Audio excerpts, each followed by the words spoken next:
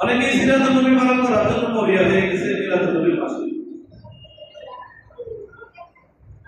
সিরাতুন নবী না যায় না, আমরা না যাইতে পারি না, কেউ পড়ে না, কেউ বলতে পারবে না। মিলাদুন নবীও আছে, সিরাতুন নবীও আছে। অনেকে বলে মিলাদুন নবীর মধ্যে আমাদের জন্য কিছু নাই। নাউজুবিল্লাহ বলেন। মিলাদুন নবীর মধ্যে যদি আমাদের জন্য কিছু না থাকে, বহু নবীর মিলাদের কথা কোরআন শরীফে আছে। হযরত মরিয়মের জন্মের কথা কোরআন শরীফে আছে। ঈসা আলাইহিস জন্মের কথা কোরআন শরীফে আছে। ঈসা আলাইহিস জন্মের কথা কোরআন শরীফে আছে। ওরা বলে আমাদের আমল করার কিছু নাই। আরে কোরআন শরীফে তো সবগুলো আমলের বিষয় না, কিছু আছে আকীদার বিষয়, কিছু আছে আমলের বিষয়, কিছু আছে ওয়াজ নসিহতের বিষয়, কিছু আছে শুধু জানার বিষয়, আর কিছু আছে মানার বিষয়।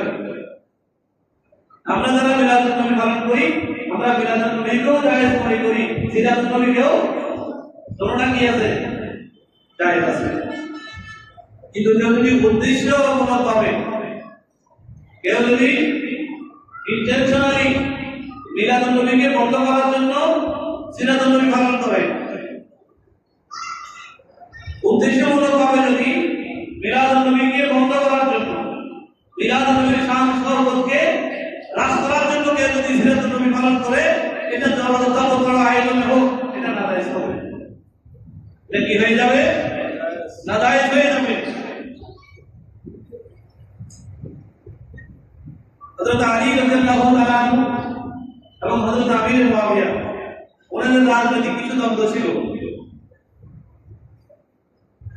এই দ্বন্দ্ব সংবাদ নিরসন করবে হযরত আলী এবং মুয়াবিয়া দুইজনে মিলে, দুইজনের পক্ষ থেকে 4জন সাক্ষী করলেন। দুইজন 4জন সালিশান প্রতিনিধি ঠিক করলেন। এই প্রতিনিধি মিলে সিদ্ধান্ত নেবেন যে কার হাতে ক্ষমতা থাকবে।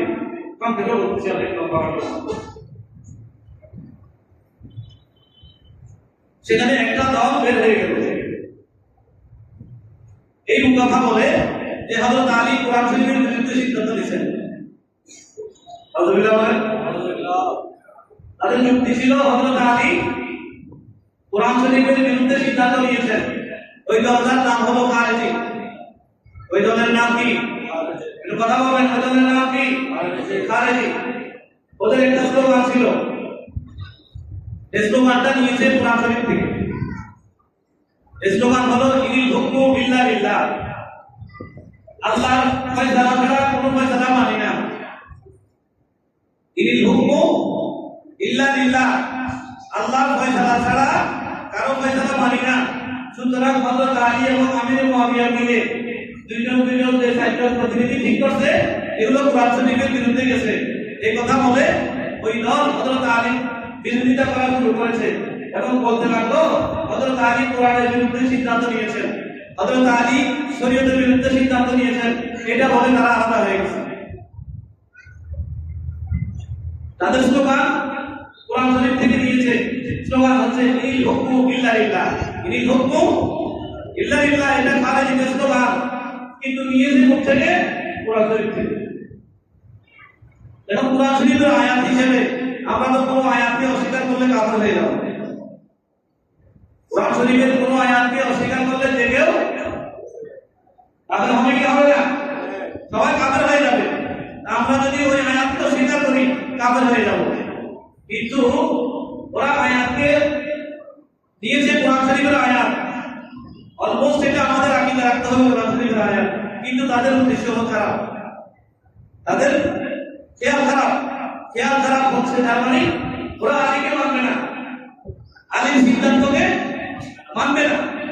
তৎকালীন নির্ভরযোগ্য এবং আরো অভিজ্ঞ সাহাবায়ে কেরাম ছিলেন, সবাই এটাকে মেনে নিয়েছেন এবং পরবর্তীতে তাদেরকে বোঝানোর জন্য কোরআন এবং হাদিস থেকে তাদেরকে দলিল দিয়ে বোঝানো হয়েছে যে এই দুজনের সংকট নিরসনে 4জন প্রতিনিধি হয়ে যে সিদ্ধান্ত হয়েছে, এটা কোরআন হাদিসের বাইরে নয়, বরং এই বিবাদমান সমস্যা নিরসন করবে 4জন মিলে একটা প্রতিনিধি তৈরি করা এটা কোরআনের পক্ষে সিদ্ধান্ত।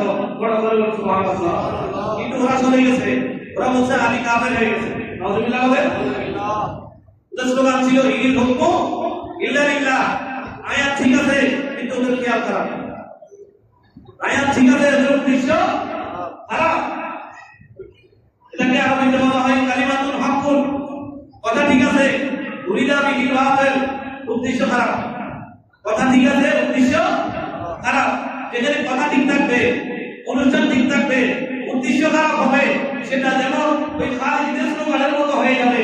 অনুরূপ ভাবে কেউ যদি মিলাদুন নবীকে দাফন করার খেয়ালে সিরাতুন নবী করবে, এটা যত বড় হোক ওই সিরাতুন নবী জায়েজ হবে না, ওটা নাজায়েজ হয়ে যাবে। বড় করে বলুন সুবহানাল্লাহ।